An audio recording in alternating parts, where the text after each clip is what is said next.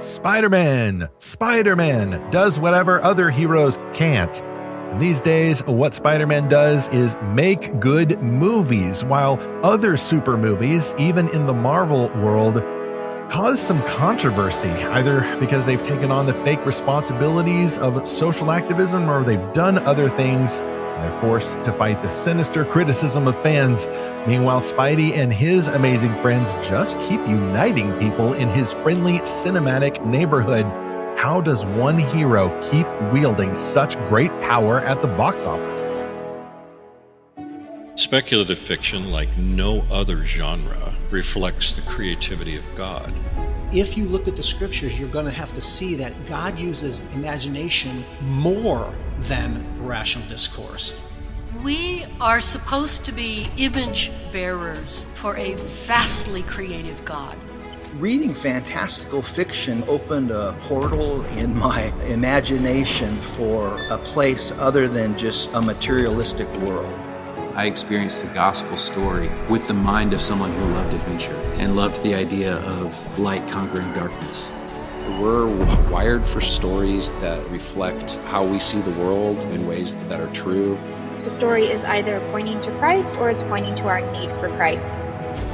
Thwip, swoosh, this is Fantastical Truth, the Powerful Responsible podcast from Lorehaven.com, where our mission is to help you, faithful fans, escape bad books and find the best Christian-made fantasy and sci-fi. And I'm Stephen Burnett. I'm a Spider-Man fan. I'm the publisher of Lorehaven and the author of Above the Circle of Earth, Book 1 in the Mission to the Stars sci-fi trilogy. And I'm Zachary Russell, your friendly neighborhood co-host, and this is episode 324. Why does Spider-Man keep saving the day for superhero cinema? Zach, Spider-Man Brand New Day was fantastic. Maybe there were too many villains, but the action scenes are awesome. The Giacchino score was peak.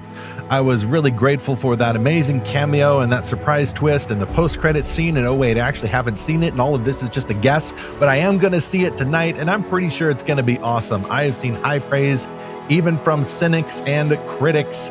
I saw Frank Miller, the great Frank Miller, graphic novelist, praising the movie, said it was like stepping into a comic. And I don't think these guys get paid to say this. I think that all of the praise and Spider-Man taking over the summer is absolutely genuine. Well, you know, Spider-Man is not one of the franchises I've followed that closely with Marvel. I have seen most of them. I mean, I've seen all the original Tobey Maguire. I feel like I did see the Andrew Garfield ones, but they seem like a distant memory. It's just kind of squished in there. The Tom Holland ones, I've seen most of those, but I don't know that I'm going to see this latest one in theater. I mean, I just have to be convinced nowadays to go to the theaters. And already, believe it or not, I want to go see The Odyssey again because my middle daughter wants me to take her to see it. Wow. So you're going to go to the movie that owned the summer for just 2 weeks, dominated the discourse, and now we're all sick of talking about it. You know, to some people, The Odyssey is one of the villains in the Spider-Man world or the movie world. But in this case, you know, Tom Holland, actually, Spider-Man is literally in the movie. So I don't even know if that works. We are here against false imaginations that we've seen this week. This week, for me, has seemed actually a little overstuffed with villains. Also, it's either small town podcast crooks or government kingpins. Either way, I think the people of this city need a whipping hero, one who can unify at the box office instead of dividing. Why does this happen? We'll talk about that in a moment. Meanwhile, at Lorehaven.com, our new book quest for The Shattered Ones by Brigitte Cromie has begun. That's on Monday there in the Lorehaven Guild. That is our Discord castle in the clouds, that is. And you can get in by subscribing free at Lorehaven.com. We will then send you occasional updates along with that exclusive invitation. In the Guild, we run a curated community, now over 450 heroes who love these amazing stories as much as you do. Just subscribe free at Lorehaven.com and join in. You can also hear about our sponsors like our first one. This is Enclave Publishing again with a new novel coming out from Morgan L. Bussey, previous podcast guest, Winter's Dawn, the third and final novel in the Nordic Wars series from Enclave Publishing. Fearless defender, shield maiden, Brigid returns to the Nordic forces, but she is not alone. Her newfound companion accompanies her, along with Caden, the Eldaron Truth Sayer. Together, they approach the battlefield, powered by a unique bond forged since their first encounter. Yet a dark and menacing presence grows within Brigid's mind. Her connection to death has returned, and this time there is no oath to numb the terror. Will she be able to fight and protect her people while sensing the Reaper of Life? Caden's recent conflict with one of the Shadow Nay has left scars across both his body and soul. Still, he is determined to finish what he started and free both the Nordic people and the world of this great evil. To do so, he may have to sacrifice everything to reach the one who has bound the Nordic people to this deadly war. That is Winter's Dawn, presented by Enclave Publishing. This is the third and final novel in the Nordic Wars series by Morgan L. Bussey, and it is available next week, August the 11th, wherever fantastic books are sold. You can ask for Winter's Dawn at your favorite bookseller or your local library, or order it online from Amazon. It's also the Enclave Publishing website, and it's available as an audiobook from Oasis Audio. Folks, one of the reasons why we know so many people in this amazing Christian creative space is because of our friends at Realm Makers. And I do want to give a special mention to Realm Makers this week, because last week they went public with a big need related to a seemingly unavoidable lawsuit they've had to file against what we can only say is a defamation artist. Who's been putting a bunch of nonsense onto social media, accusing our friends at Realm Makers of absolutely implausible, immoral, disgusting acts. It would be comical if it wasn't also harmful, because now this kind of stuff, these false accusations, are leaking onto search engines, especially the AI-powered ones. And so Scott and Becky over at Realm Makers have needed to file this suit, and now they also need help, your help. If you can donate to their fundraiser at Give, Send, Go, whatever amount, please do so. We'll put that link in the show notes for this episode, 324. And about this, we'll have a little more to say about kind of the bigger ideas behind this kind of thing, which just keeps happening these days in a social media generation. And one of the warnings here that we give is, there's really no need to publicly speculate about why someone would do this kind of defamation. That is for a court to decide in this case. Think what you will privately, but don't just speculate. Donate. Donate to the Give, Send, Go. And by the way, one thing we're going to do here at Lorehaven too, after you've donated, authors, if you want to support this podcast, we've actually got more sponsors coming in for the fall. So slots are running out for the website and the podcast sponsorship. We're going to donate now 20% for new sponsorships for the foreseeable future, as long as this need exists. So go to lorehaven.com, look for the author resources page, and we will get in touch. You can also email us at podcast@lorehaven.com, and you can go to that link at the Realm Makers website and the Give, Send, Go for more information about this crucial need. Speaking of villainy, Chapter 1, superhero movies are also fighting off their own villains. Now, this is the context into which the new Spider-Man film has swung. Just last week, Zach, I heard that it was actually actor, what's his name? His last name is Ali. I'm trying to remember. Really cool actor, has been in some cool stuff, but he recently announced, okay, I'm not going to be in the Blade movie. I'm moving on. If they finally decide to make a Blade remake about this vampire hunter superhero guy, they're going to have to do it without me. This has been in development hell too long. I'm getting out. I'm blowing this clam bake. So he did. And then they also announced that they're canceling Wonder Man Season 2, whatever that is. So Marvel's in a bit of trouble sometimes. I'm probably not going to say this right, but Mahershala Ali. Yeah, well, that sounds close enough. I've liked him in a whole bunch of different movies. Yeah, it's kind of a shame that this happened, but it is also something that fans have been talking about a lot, toxic and legitimate, because with some exceptions, the Marvel Cinematic Universe has not done well on the streaming screens. And that is due to just an overwhelming amount of 2 to 3 shows every year. For a lot of people, that's just too much to keep up with. And the continuity gets strained, and apart from some questions over quality and continuity, fans have rightly discerned an infectious stench of agenda moments in these shows. And so there's been a perfect storm of a bunch of criticism about this universe, which has just gotten too big and too bloated, if nothing else. But in the movies, there's also been a perfect storm. Some of the agenda moments in there, and people accuse them of girl bossery and some feminist stuff and all of that. But you also get basically an aborted timeline featuring an actor who is accused of things as well, Jonathan Majors, who was going to play Kang the Conqueror. And so there's this whole slate that they announced, and they had to pull back and then go for Avengers Doomsday with Doctor Doom as the villain instead. So all kinds of controversies, which would be an issue even in a world not with social media. But now we do have the social media, and so fans with goodwill or just grifters or critics are also following every detail, every leak, every rumor, and they're adding pressure, and they're getting more choosy or nitpicky or whatever. And so even if the movies would have arguably done fine in the mid 2000s, the standards, the expectations are just kind of ridiculously high now. And I think the more you reboot the franchises with new actors, the more you get people comparing the new actor with the previous actor that they really liked. And then people get mad because, oh, you're not like Toby, or you're not like Andrew. It should have been like this comic that I really liked. You're not faithful to the comics, or you're not faithful to this one cartoon series I really liked. And folks seem to want to just pick one continuity and then force every other continuity to match that. And enough said, as Stan Lee would say, like Spider-Man's powers, internet can be our gift, and it can be our curse.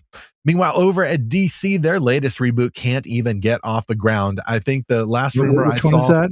What, the DC's latest reboot? Yeah. Oh, do I really have to talk about that? I'm known for being a critic. Oh, you're talking about Superman. Okay. Yeah. Yeah. The James Gunn's DC reboot is kind of afflicted with many different kinds of kryptonite all at once, particularly some self-inflicted creative wounds of his own. They cannot even achieve velocity, unfortunately. I just saw they also canceled a project. I mean, a lot of this stuff is just vaporware anyway. I don't know. Booster Gold. Like I think, frankly, a lot of this stuff gets announced and they're not serious about it, and so when it's canceled, it's like they're kind of testing the waters. Exactly. And they keep delaying other projects. In a few months, once some performative state lawsuits, a lot of lawsuits these days. Once the performative state lawsuits are over, Paramount is going to go through with buying Warner Brothers, and then everything's going to change again anyway. So whatever continuities you liked before, folks, don't get too attached, as James Gunn himself once said about one of his Suicide Squad movies. So you think maybe he was trying to tell us something. DC has proven in the past, not just presiding over fan disputes, but they're in many cases been actively hostile to particular fans, myself included. There have been official statements from studio heads and PR persons, and even books, that isolate and mock certain versions of their heroes. It's very strange.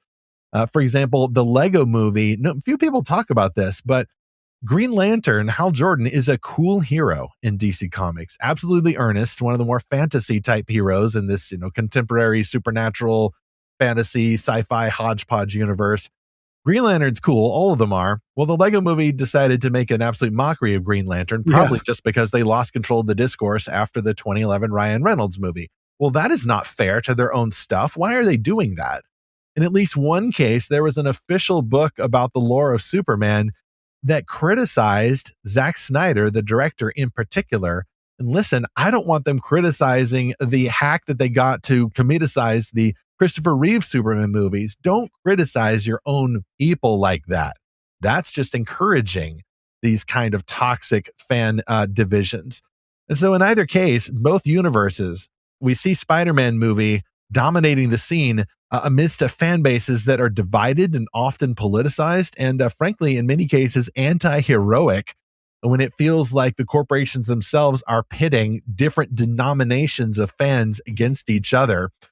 All of this is completely unforced error on the case of Marvel Studios, and certainly in the case of the DC Studios. And I'll mention like how Spider-Man has been circumventing those foes in just a moment. But again, I've already cited the late Stan Lee. Enough said. Zach, what do you got to say? Well, first of all, I just think that analogy is really apt. That I think many of us have been a part of a church or a ministry, an organization that was divided by nefarious people, either a toxic leader or a member of the congregation, or both, or some other force that was just trying to pit people against each other. Oftentimes it's just literally just spiritual warfare. Like, as you look back, you're like, wait, how did this whole thing start? And what was happening? These are all normal people. Why were we all fighting? And other times it is a disordered person in one, station or another. So I think we've all been through that and can relate to that. And take me back to when we had fan debates about how a certain thing would resolve or how a certain thing could be portrayed or adapted, or the theories we had about this is mostly back in just when it was just books, like before we had all these movies. We would debate like, how is this going to wrap up? Or is this character going to come back? Or is this person really dead? Or will this person rise to become a hero? Like all of those more fun discussions where we're all on the same page of like enjoying a property. And you're right. Now it's like, are you in this director's camp, or are you in this, actor's camp, or are you in this socio-political cause camp that is taking over this story or another?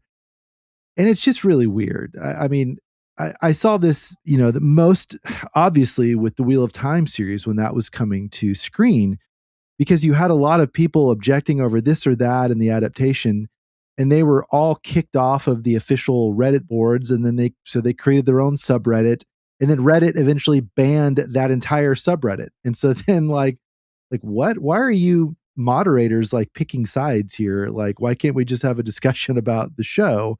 Why are you, discriminating against people with certain opinions? But with Marvel, it's also, I don't know if it's just like fatigue. Funny enough, I saw a car yesterday, the license plate just said fatigue. And I thought, well, that covers a lot of ways people feel about all these cinematic universes, which is just a strange place to be, because this is supposed to be entertainment. And it does feel like a lot of work. I mean, even as you're going through the list here, Stephen, I'm like, oh yeah, I haven't even watched the Avengers Doomsday trailer that everyone's talking about. So it was a good trailer. There is hope for Marvel Studios through that. As strange as it sounds, if for no other reason than it is Anthony and Joe Russo who have also held themselves above the conflict, and which is strange because their movies are the biggest ones. You think they would attract the most scrutiny, and some people are scrutinizing, but I think most people, fans that I've seen, are actually willing to give this one a chance. And I'm the same, if for no other reason than we have back sincere Thor. Thank you, actual Lord who made the thunder. Sincere Thor is back. I didn't actually hate Slob Thor. Oh, I didn't hate that either. What I hated was Waikiki Thor. Some of the Thor Ragnarok Thor or the Love and Thunder Thor. Yeah, just the self-parody stuff. And I'll talk more about self-parody in a moment. Right. It goes way too far. I haven't even seen that, and I have no Neither have I. Yeah. It's weird that DC keeps shooting itself in the foot and keeps throwing its own creators under the bus in really weird ways. I don't know who's in charge of that or like why they think that's a good idea, but it's James Gunn. Yeah. James Gunn's in charge. It's all his fault.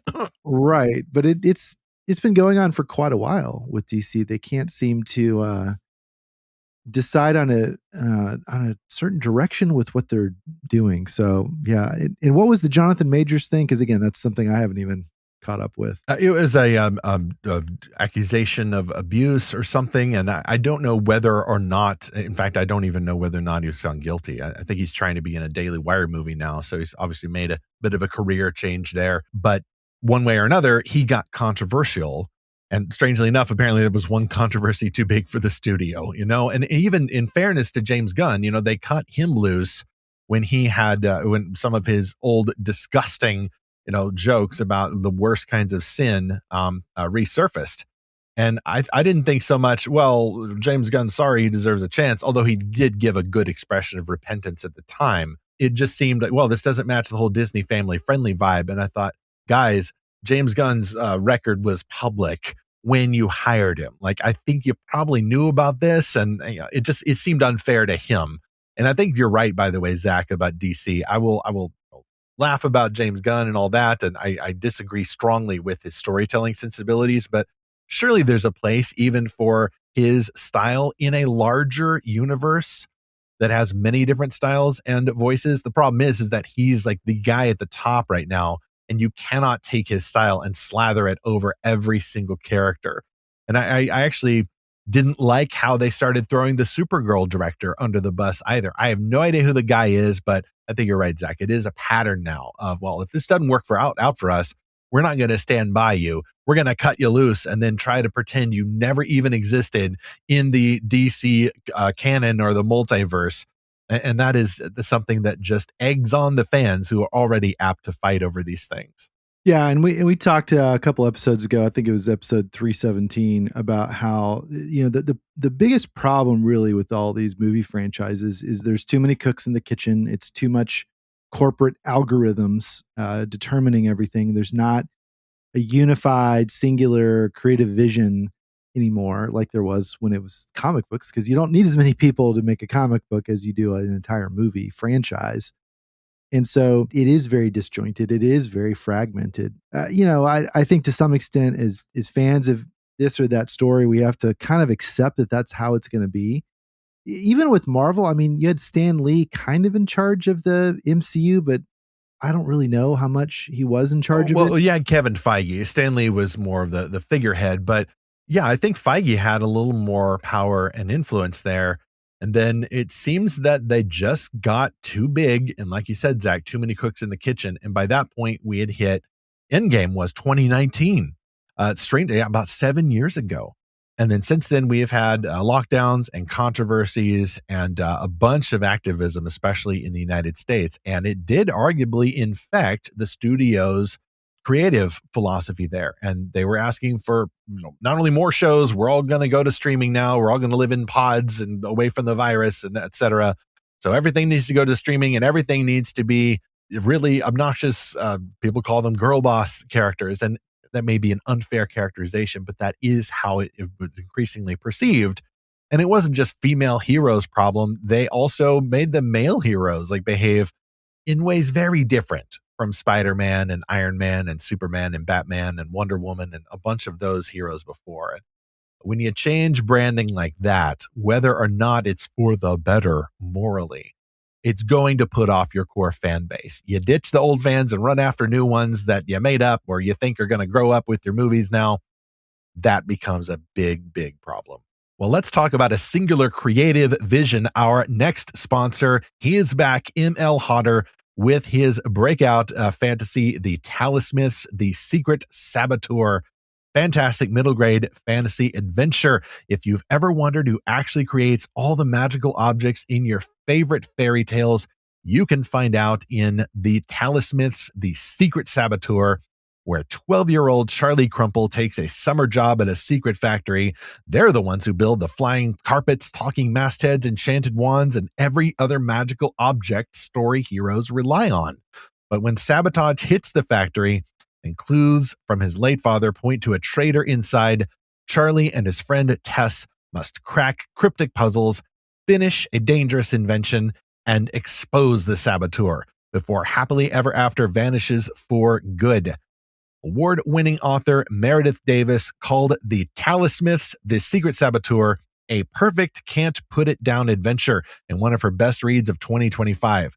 The Talismiths, The Secret Saboteur is book one in the Talismiths series, perfect for kids ages 8 through 12 who love books that read like fast-paced movies. Packed with mystery, mythical creatures, and themes of redemption and hope, grab the Talismiths, The Secret Saboteur on Amazon or at talismiths.com. That is TALI Smiths.com. See that fantastical, whimsical cover in the show notes for this episode 324. Well, Zach, speaking of saboteurs and heroes who rise above them, now we get to talk about the good news, because this next chapter is much more about the discourse surrounding Spider-Man, the character, and Spider-Man Brand New Day, the film, because everybody loves one friendly hero, and Spider-Man seems to be bringing fans together for many different reasons. Whether or not the movie is good, it's going to be an absolute smash hit. I think I saw that it is going to break even on its opening weekend based strongly on advanced sales and early word of mouth combined. There's also a chance that in 1 week, Spider-Man Brand New Day could earn as much as the last 2 years of DC movie attempts. And that is just sad. Hashtag DC East. How have they done it? Now, one minor objection here. Well, you criticize Marvel, Steven, and we know you're DC guy anyway. It's like, no, in this case, y'all, I am all in on Marvel. Make mine Marvel, as the kids used to say. So you're just going to criticize? Like, no. Spider-Man, yes, is Marvel, but in this case, the movie rights are owned by Sony. So there is overlap and partnership between these two studios. But these are effectively two different creator sets who are putting these things together. There's the Marvelverse, which intersects with the Spider-Verse. And in this case, it's not just the stories, but the corporate heads, the marketeers, and the actors who are showing wisdom and unifying fans. They're not dividing them, they're unifying them. And I have one good example that I'll link to in the show notes. A recent stunt with GQ in a YouTube video with 5 of the Spider-Man Brand New Day actors doing a Spider-Man trivia contest. Now, be aware, they didn't censor this one, even the polite YouTube censorship. You know, they're all feeling very free with their language, but they're also free with their knowledge, these actors, who were asked about many different versions of Spider-Man, not just the on-screen ones for the movies, but the small screen ones, the comics, and even a few animated versions in there. And that just goes to show one principle. I don't know whether it's codified or just incidental, is that the guys making the new Spider-Man movies are treating every previous story with respect and as canon. Now, of course, a few years ago, multiverse, right? It is the multiverse, yes. And so, of course, they've done that on screen. And of course, it really helps. And I don't want to spoil it if you haven't seen it. It really helps because in Spider-Man No Way Home, the last solo Spider-Man movie, they brought back actors and characters from previous films, both previous adaptations, the Tobey Maguire Spider-Man series and the Andrew Garfield Spider-Man series, which was the reboot that everybody was kind of hating for a while. But now they've a bunch of those people have appeared on screen, and they're all either loving and respecting each other, or they're fighting the other villains. And largely every single previous plot and motive got respected. It was no wonder that movie made, I think it was like a $2 million, it was a $2 billion film. I'm pretty sure it got at or close to $2 billion. And this movie could match or even exceed that. And how is that different then from, let's just say the distinguished competition? Well, over there, because of legal requirements or creative egomania or both, James Gunn, the head of DC Studios now, has effectively tried to purge all previous versions of the characters except one. And that didn't just rankle the Snyderverse defenders like myself. They've been really rude to Matt Reeves as the Batman, which I'm kind of agnostic about, except for supporting his creative vision too, in theory. They got rid of the Superman and Lois show, which was truly good. And I was really enjoying that because, oh, by the way, they also respected previous versions of the character, even while adding their own.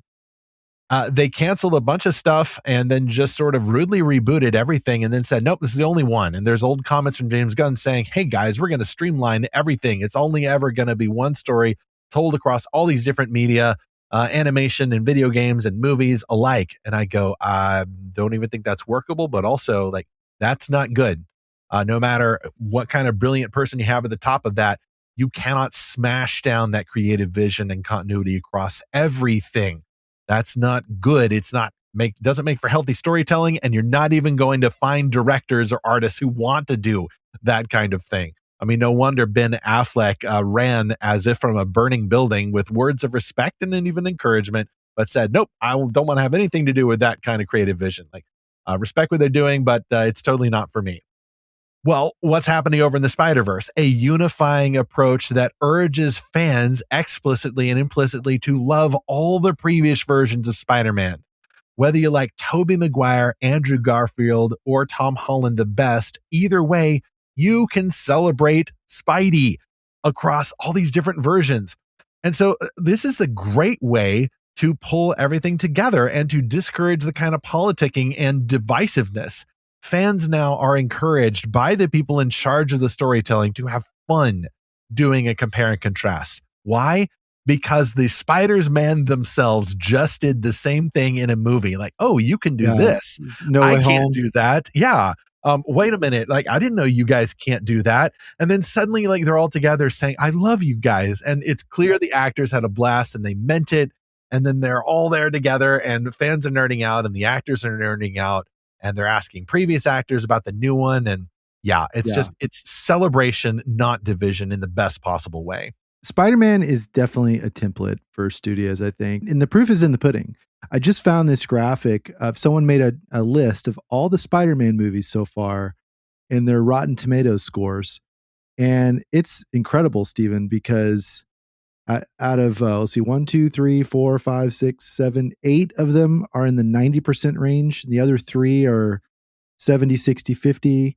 So, the only one that's like 50% is Amazing Spider-Man Amazing Spider-Man 2. Andrew Yeah. People Garfield, say which that's the worst one. And no, it's not. It's fine. it was It's more fine. depressing. Yeah, it definitely it was darker and more I think because it didn't have a resolution. There wasn't an Amazing Spider-Man 3, and maybe Andrew Garfield kind of got cheated out of that. I don't know. He was the hardest Spider-Man for me to get behind. But what's really interesting about this list, and we'll put this in the guild or the show notes or something, but Into the Spider-Verse and Across the Spider-Verse are the top scoring Spider-Man movies, 97 and 95%. And those are the ones that deal with, like, what is it, Spider Pig or Spider Noir, or like all the weird different versions of Spider. And plus, there's the whole Miles Morales like alternative. Yeah, it's an alternative. I mean, Peter Parker is in there, but he's like from a different universe. And I mean, it's Right. animated. It's by Phil Lord and Chris Miller, who have the golden touch these days. I'll talk Yeah. about them in a moment. And it's very different because it's Miles Morales. So also, I think people, especially certain critics, feel like, well, doesn't matter how zany they get, we have to like it because it's a black Spider-Man. There's minority, and we're very progressive. That doesn't matter. Miles Morales is a great character anyway. From Across the Spider-Man multiverse, It was very good. And yeah, my middle daughter actually really sold me on both of those, and I'm glad she did. But yeah, No Way Home in third place, 93%. So the one where they bring in Toby and Andrew, all the Tom Holland ones that are doing great. I mean, those are all the top one. The only non-Tom Holland one, I guess, that beats them out is Spider-Man 2. The Toby one with the the best Spider-Man movie. with Doc Ock. Yeah, I think that probably is. It's the best Toby one for sure.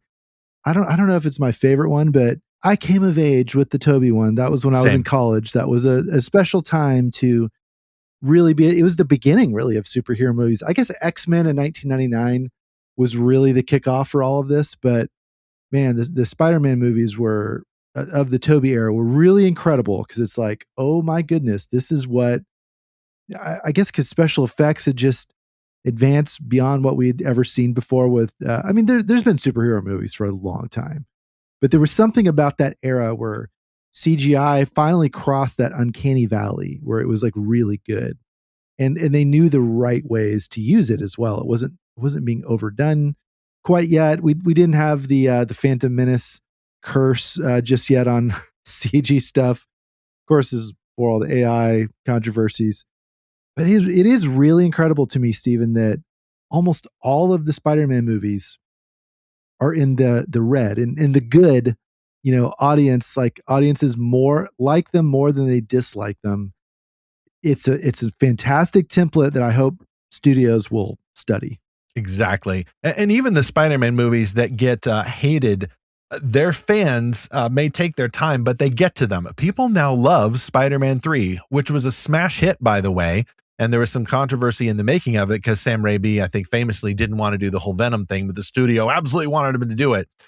Even as memed as that can be, people do love it. People love the whole Bully Maguire meme, and then there's the music motif, da, da, da, da, da, da, which still gets used, to illustrate some, sudden moment of suspense or villainy. And yeah, people laugh at the memes, but there's a very serious, wonderful, serious theme in there that's evoked by one of the posters that I actually have on my wall right now. It says, "The greatest battle lies within."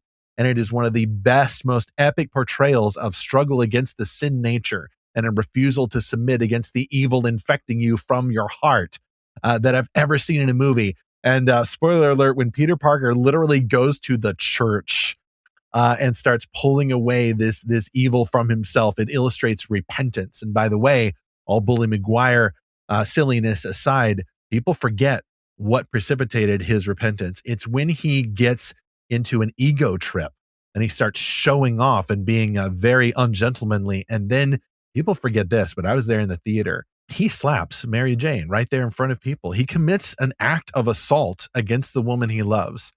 And that's what snaps him out of it, though. And we start wondering, okay, wow, can this decent fellow recover from that? I mean, yeah, you can say The symbiote made him do it, but nonetheless, it was amplifying his own aggression and his own impulses, and it represents, the sinful nature. And then there's a villain who's born there who literally goes to church famously to pray that God would kill Peter Parker, which is just one of the most spine-tingling villain things that could ever be done, that kind of sacrilege. And Sam Raimi, apparently one of those directors who has a Catholic background, totally went there. Even the worst Spider-Man movies have great moments like that. And I'll do props too for Amazing Spider-Man 2. Arguably, it has the best action, the best web slinging moments where Andrew Garfield's Peter Parker, just the effects have absolutely peaked. And there's absolutely spine-tingling moments of him launching above skyscrapers, and the physics work and the animation works and everything just looks so amazing. Some of the stuff I've seen from Brand New Day actually seems to evoke that also. And another way that they have attributed all the previous Spider-Man is when Tom Holland in interviews apparently had a lot more creative input into this one, probably part of a condition of him coming back. He said that they wanted the new Spider-Man suit to tribute all the other ones, like Tobey's suit and Andrew's suit, as well as the continuity of the Marvel MCU spider suit. So in canon, that's Tom Holland saying, "Okay, I've met those guys." Well, I guess we're into spoiler territory here. The movie's like 4 years old, 6 years old, 5 years old, folks. You should have seen it. He says, my Spider-Man, my Peter has met those guys, and so he likes what he saw from Peter 2 and Peter 3, and so he wants to honor them. And like that, I love that. There's even a moment in one of the trailers where he's like, "Okay, Peter 2 had organic webbing. He was cool.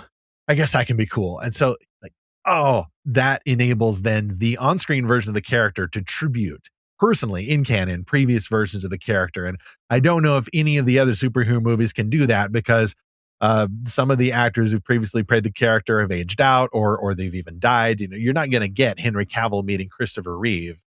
And so we just got to deal with that. But like you said, Zach, how Spider-Man did it is still something that at least the PR guys should be doing, is saying, hey, for fans who like this version and fans who like Christopher Reeve, we're going to tribute him this way. And even Man of Steel, you may remember, had some moments of tributing the original Superman movie where Clark Kent gets into a fight with a trucker guy, or a visual call out here or there, or maybe you bring back the actor who played Jimmy Olsen in the TV series or the Christopher Reeve movies to play a cop in Zack Snyder's Justice League.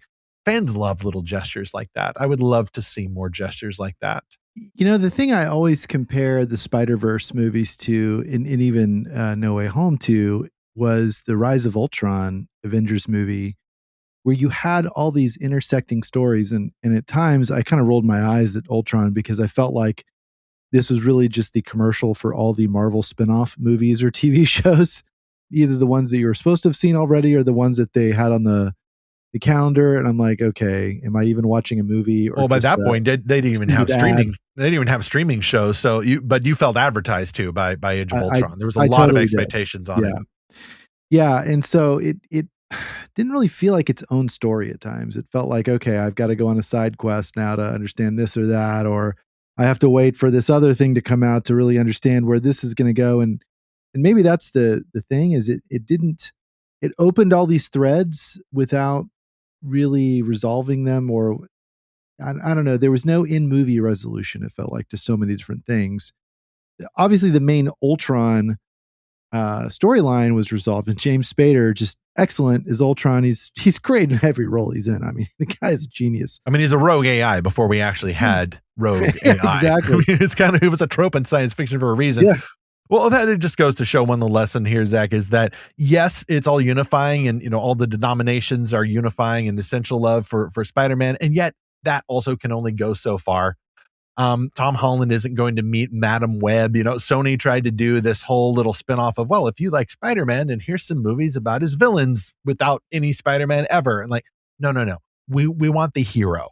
We don't want your villain Spider-Verse. We want actual Spider-Man. Let the villains be subservient to the hero. We want to see them get beat. Don't try to be all clever. And also, by the way, we can tell when you're trying to build up all this other stuff to generate some big spinoff. Fans now, they don't like that if it feels corporate and inorganic. In this case, I think we much prefer organic webs. Well, let's go on to the next chapter after talking about a new sponsor. This just in, this amazing looking fantasy novel from Evelyn M. Exley called King Justice. History remembers King Justice as the greatest ruler of the great century, a legend whose name became a refuge in an age of dragons, giants, and rising darkness. What history often forgets is that before legends are born, choices are made. When an attempted assassination brings King Dutoit face to face with an assassin who holds a dangerous secret, she offers him a bargain he can't refuse. Forced to confront the shame he has been hiding from, Dutoit begins a journey that will determine not only what kind of man he becomes, but how history remembers him, as a legend or as a legendary coward. King Justice, The Legend Begins by Evelyn M. Exley is now available on Amazon and on bookshop.org.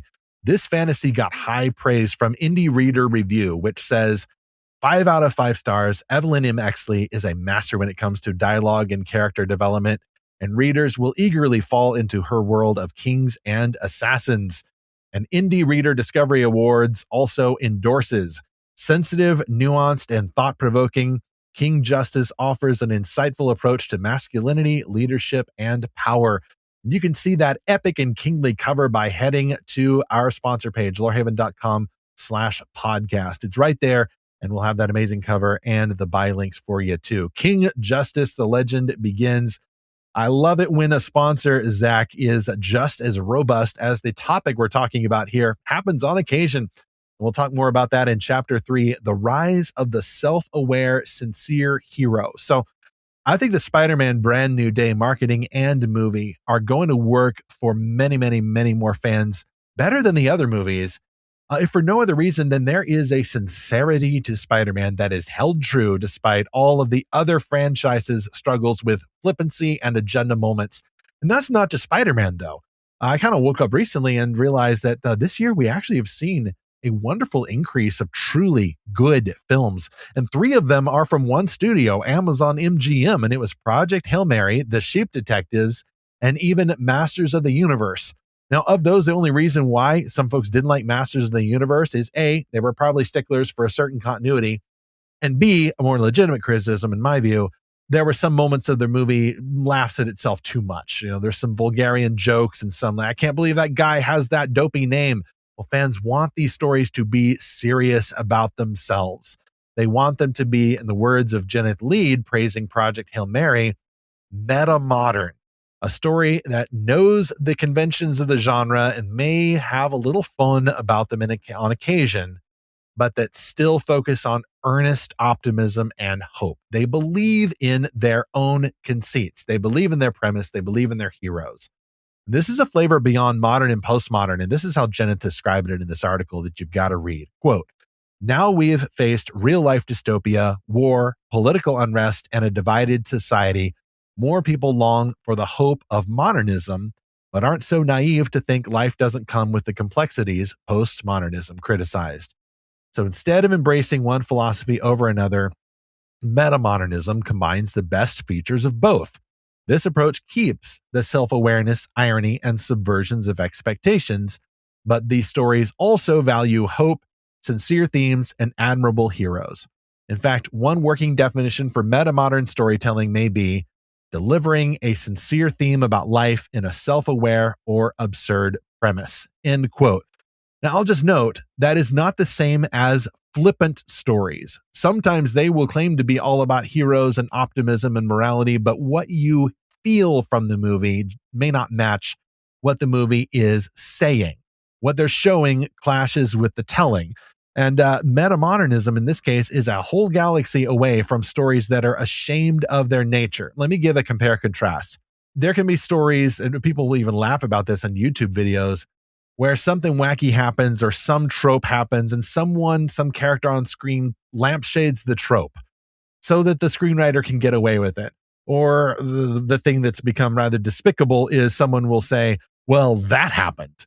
And this, I think, has unfairly been criticized as Marvel humor. Well, some other bad movies were doing this before the not-so-great Marvel movies. it steps on the real consequences in the fictional world, where we need to feel that the stakes are high rather than the hero quipping too much when literally the whole universe is about to explode. Okay. We don't feel that the stakes are high when the heroes don't feel the stakes are high. You've got to make it clear to the audience that no, this person really could die or lose a loved one forever or get stripped of his superpowers forever or any of those dire consequences. Now, a difference I saw was in a trailer for Brand New Day. I don't think this is a spoiler. Spider-Man is about to face a whole horde of ninjas. It looks like The Hand, which actually, come to think of it, is from a Frank Miller comic. So no wonder Frank Miller was interested. That makes sense. So if Frank Miller felt that the movie did The Hand justice, then that's high praise indeed. And so you just see Spider-Man kind of slump and go, can't you all just come at me one at a time? And then the fight begins. Like, okay, first, Spider-Man can say it because we know that he's quipping to try to stay loose. And, it's not quipping for us. He's trying to amuse himself while he's freaking out on the inside, So it fits with his character. Some heroes are allowed to quip and some, like Batman, are not. When everyone quips, nothing is funny. But okay, he kind of soft roasts a trope that we know about, the ninjas who come at you one by one. It's a subversion, but it's in universe. And also, it doesn't compromise the high stakes of the situation. He is getting attacked, apparently, by evil ninjas all at once. I think that's what Jenneth means here by metamodern. Yeah, that kind of quippiness is really what makes Spider-Man who he is. He is kind of sharp with his wit. I mean, he's a teenager, he's kind of got that vibe. But yes, he's quipping at the other characters, not breaking the fourth wall, which is what I felt. I always felt like Andrew Garfield was doing that. And I never really cared for him as Spider-Man. But yes, this whole trend of metamodern, I actually first heard about this and I had to dig it up from a November 2024 post by Paul Anleitner. And he talked about Top Gun Maverick was really the first foray into this metamodern trend, how it was a classical modern hero that's dedicated to honor, duty, meritocracy, and rather than some kind of cultural revolution happening, it's like, no, we're just going to go fight the bad guys and fly around fighter jets and bomb the enemy. And we're not going to have guilt about everything in our, past. We're not going to focus on systemic this or that. And we're not going to smirk at traditional values or older people who sometimes know better because they've seen more action than we have. The smirk, I think, Zach, is the thing that people cannot stand anymore, no matter who's doing it. The knowing smirk. The smugly face, as I've... exactly. I cannot stand this. Well, for one thing, it's obnoxious by itself. But for another thing, this means the character has absolutely immortal plot armor. The smug, smirking person can't die and can't be hurt. And then in that case, I don't care what happens to him or her. Yeah. Paul traces a bunch of other things that have happened in culture since then. So there's been a lot of overhauls with corporations that are pushing certain gender or race favoritism mandates. There's been a rise of K through 12 Christian schools that are being attended not just by Christian families. And I find that very interesting in and of itself. I think it shows that a lot of people in our culture, Christian or not, are hungry for traditional values, are not a part of this cultural revolution that's happening. They realize how destructive so much of these other trends are, these postmodern trends are. And then there's just the abject failure of Star Wars. I mean, just unbelievable that this, almost 50-year-old brand has just gone down in flames. And they've had TV shows canceled, merchandise removed from the shelves, projects canceled that they seemed to actually invested in. That it wasn't just testing the waters; they were actually developing them. And now they're getting completely beat out at the box office by YouTube horror movies. And finally, Paul traces a really funny thing, which is the modern or metamodern resurgence of Creed. That the original one is, Creed is awesome. And then the postmodern is, Creed is a corporate slop, but it's awesome, ha ha ha. And now it's like, no, actually, Creed is awesome. So we're in that post-ironic sincerity phase of like, you know what? I felt this with myself, Stephen. Our family likes to watch Independence Day, that 30-year-old movie with the very cheesy patriotic speech. Today is our Independence Day, not just for America, but for the world, but with America in charge. And we're like, yes, but why not? Why Go would we- America.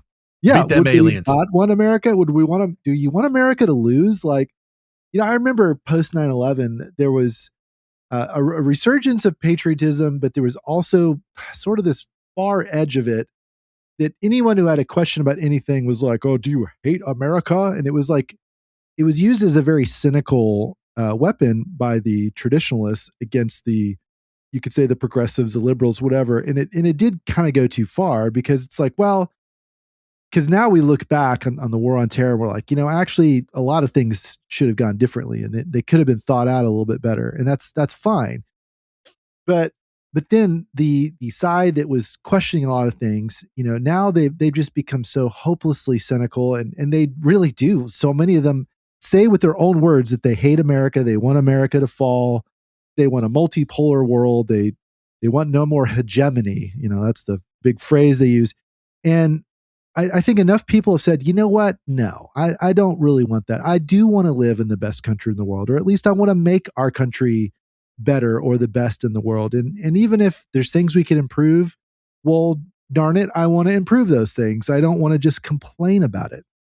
And I think that's really the key difference. There's people that just want to complain and critique and criticize and tear down. And then there's the people that want to build or repair or just create. And that's really the divide, I feel like, in this country.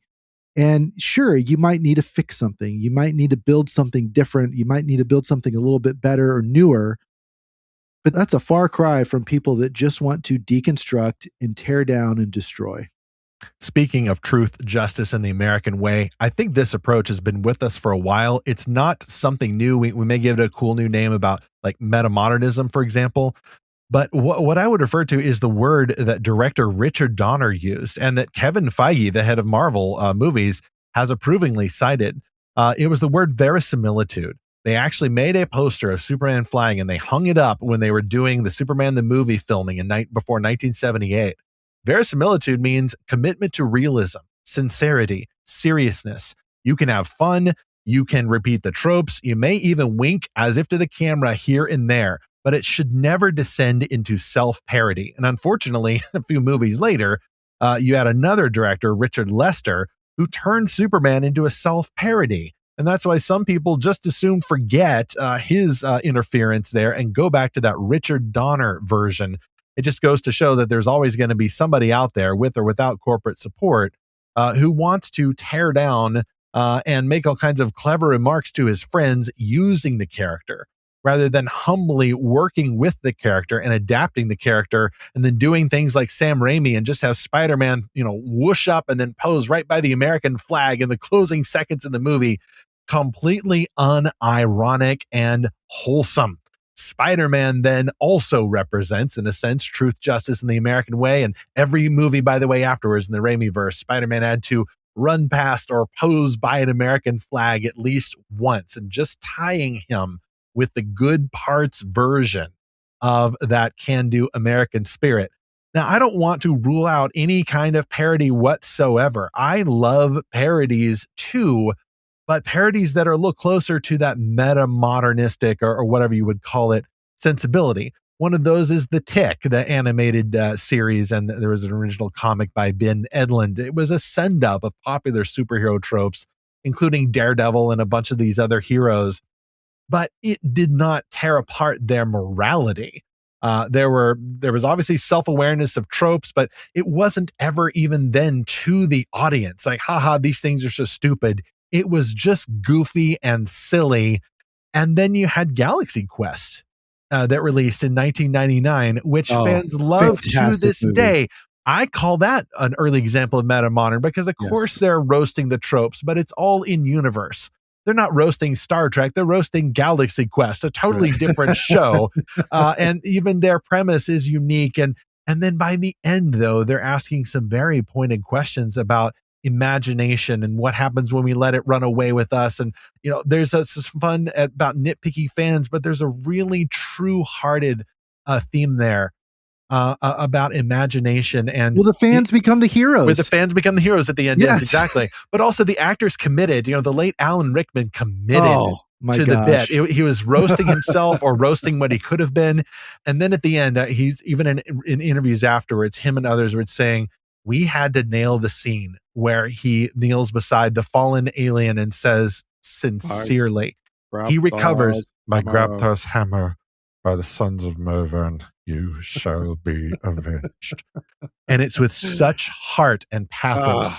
And that it's actually a meta observation, ongoing meta, because here's an actor who's had to play this role for a while. He's sick of it. He was trained. He had 5 curtain calls at the Royal Shakespeare Company and all that. And he got stuck in this latex costume. But then he has to recover it and then realize, wait a minute, what I did had value. It inspired these other people from, across our real galaxy. And these people viewed my character as a hero and they became what I was playing. And so now he becomes himself what he was playing, this brave space warrior. And the same thing with Tim Allen playing Jason Naismith, playing Captain Quincy Taggart. It's totally meta. And I don't know why William Shatner apparently did not like the movie, because ultimately it's a sign of respect for him as well. Because there's this whole conversation that he has with the alien, admitting that, yeah, we were actors, we were pretending, we lied. And then it breaks your heart, and it broke the heart of everyone on set. And then suddenly this comedy is doing serious drama. And so that's the best kind of dramedy. I prefer dramedy over action comedy any day. Well, and apparently Patrick Stewart also didn't want to see it until Jonathan Frakes dragged him to the theater and was like, you got to see this because it is actually a love letter to the fans. And you've got the bookends of Tim Allen, chewing out this fan who's too nitpicky and yelling at him and throwing the thing in his face. And then by the end, he's like calling that fan to say, we need your help. I've got to figure this quantum thing out, and tell me what I'm supposed to know. And then he helps him land it, and the kid is like, I knew it was real. So we're laughing at the fan while also loving him at the same time. Well, it probably is not for no reason that Stan Lee, the late Stan Lee, also used to say, thanks, true believers. What does that mean? True believers means the wholehearted, earnest, sincere fan, the one who's in it for the joy of it, who loves the story for its own sake, or even better, for the sake of something greater. And the Christian hears that, true believer. Well, that sounds kind of Christianese. Like, well, it's not being a Christian, but it's actually kind of a really good practice. It's a simulacrum of Christianity, where you're losing yourself in the story rather than coming at it with this attitude of a scavenger saying, what can you do for me? How can you make me feel cool or rich or popular, or make clever remarks about it to my friends? And other creators and directors win when they follow that same philosophy. I would put among them Richard Donner, Zack Snyder, Christopher Nolan, Sam Raimi, even the much unfairly pilloried Mark Webb of the amazing Spider-Man movies. I think probably working under a lot of difficult corporate constraints there. People still love the actors, especially Andrew Garfield, a true class act, despite everything that happened to him. And now I want to go back and watch the amazing Spider-Man movies too, because the modern version also respects him. They love him. They probably boosted the viewership for those movies more than even when they came to theaters. And I appreciate the earnestness, and even the earnestness of Phil Lord and Chris Miller with the Spider-Verse movies. Like, they also made Project Hail Mary. They seem to be at the forefront of these meta-modern movies. I mean, the Spider-Verse movies kind of verge on self-parody sometimes, but not so much that they undercut their own premise. They love Peter Parker and Miles Morales and May Parker and all of these characters and all of the villains and all of the Elseworld or the other Spider-Verse versions. They have fun, but they also respect them at the same time. And so I will hope when I see it this afternoon, and by the time this episode releases, I will have already seen it and posted about it. I hope that Brand New Day will follow in these wall-crawling footsteps. By all accounts, it seems to have done so. And with this movie, and I hope with others, once DC and Marvel can get their acts together, I will say, yeah, fans have had enough division over clashing canons and this kind of flippancy and the postmodern subversion of the thing. We're sick of it. But we are grateful that through all of the reboots and controversies of other franchises, somehow the Spider-Man franchise has stayed faithful Some of this, by the way, was exposed in the infamous, I think it was 2012 leak from Sony Pictures, where the constraints, like the series Bible of on-screen versions of Peter Parker, had gotten out. And among those was the fact that, well, Peter Parker comes from working class New York City. He's a white male, either in high school or college age or whatever. He's not homosexual. He's what they call straight, which is basically, how God made us to be. He's like this. He's like this. He's not like this. We show him swearing very rarely, if at all, in the movies. He's a wholesome guy. These are the rules. And so maybe that's why every version of Spider-Man from Sony Pictures has largely maintained this faithfulness, whether they get lighter or darker or whatever. And if other Marvel and DC films do the same thing with their heroes, no matter how discontinuous or even different genres, I think they have a better chance of following in the footsteps of Spider-Man and unifying fans. Well, to you, our listener, we want to know, what is your favorite sincere story or hero? Is it a meta-modern story like we've talked about? Is it a more classical or modern story? What do you like about these sincere stories or heroes? So send us that comment to podcast@lorehaven.com. Find us on any social media platform, or of course, join us in the Lorehaven Discord server, the Guild. That's where we have a conversation thread about every episode, and we have great conversations every week in there. So send us that comment. We want to know, what have you liked to enjoy? Next on Fantastical Truth, Christian kids, do you remember all those old warnings against fantasy fiction from some people who may have implied or stated to you directly that if you made up too much stuff, your imagination would run away with you and you would lose track of reality? Alas, in some cases, those people are absolutely right. Too many people, especially on social media right now, are abusing God's gift of imagination. And in some cases, they are casting real-life humans whom they do not know as villains in their own fantasy world, in which they become the big moral heroes. And this habit is taking over the podcast world and the social media world. And lately, this sin has begun to hurt faithful Christian creators whom we know. So next week, we'll discuss how Christian fans can respond to this. Heavy stuff. We've got to deal with it. Sometimes it can get controversial, and that's why we need fictional heroes in their place. Quipping, yes, but not being flippant. Taking themselves and their morality seriously as they fly or grapple or blast or web swing across the communities they are sworn to protect. And we thank God for Spider-Man. Not the Green Goblin way. Thank God for you. We thank God that Spider-Man exists, and hopefully he will soar high as we continue to seek and find our Lord's fantastical truth.